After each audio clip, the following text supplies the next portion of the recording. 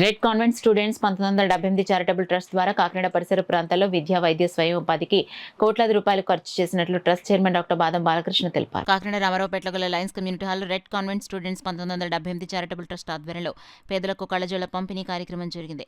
కార్యక్రమానికి trust president doctor బాదం బాలకృష్ణ అధ్యక్షత వహించగా రెడ్ కాన్వెంట్ పూర్వపు విద్యార్థి జగన్నాథ్ రావు ముఖ్య అతిథిగా పాల్గొని పేదలకు కళ్లజోళ్లు పంపిణీ చేశారు. ఈ సందర్భంగా డాక్టర్ బాలకృష్ణ మాట్లాడుతూ అవసరమైన వారిని ఆదుకోవడం సమాజంలోని ప్రతి ఒక్కరి బాధ్యతగా భావిస్తూ రెడ్ కాన్వెంట్ పూర్వపు విద్యార్థులు ప్రతి సంవత్సరం 1000 మందికి పైగా కళ్లజోళ్లు ఉచితంగా అందజేస్తున్నామన్నారు. ఈ కార్యక్రమంలో ట్రస్ట్ సభ్యులు రామచరణ్, రెడ్నం రమణమూర్తి పాల్గొన్నారు. మరి కళ్ళజోళ్ళు కావాల్సిన వారు గవర్నమెంట్ జనరల్ హాస్పిటల్ టెస్ట్ చేయించుకొని, అలాగే వైట్ రేషన్ కార్డు నుండి 50 ఏళ్ళు దాటిన వాళ్ళు ఎవరు వచ్చినా సరే ఇక్కడికి మనం ఉచితంగా ఇస్తాం.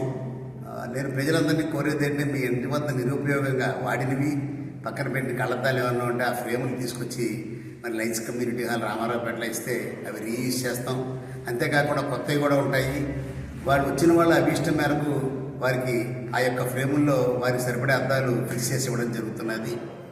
మరి ఈ red convent students 1978 charitable trust ద్వారా అనేక కార్యక్రమాలు గత 7 సంవత్సరాల్లో మరి ఈ పేద పిల్లలకి స్కాలర్షిప్లు ఇవ్వడం, వికలాంగులకు ట్రైసైకిల్స్ ఇవ్వడం, అలాగే ఉచితంగా కళ్ళద్దాలు ఇవ్వడం, అలాగే సెల్ఫ్ ఎంప్లాయ్మెంట్కి వెట్ గ్రైండర్లు కానీ కుట్టు మిషన్లు ఇవ్వడం, ఇలాంటి అనేక కార్యక్రమాలు చేస్తున్నాం.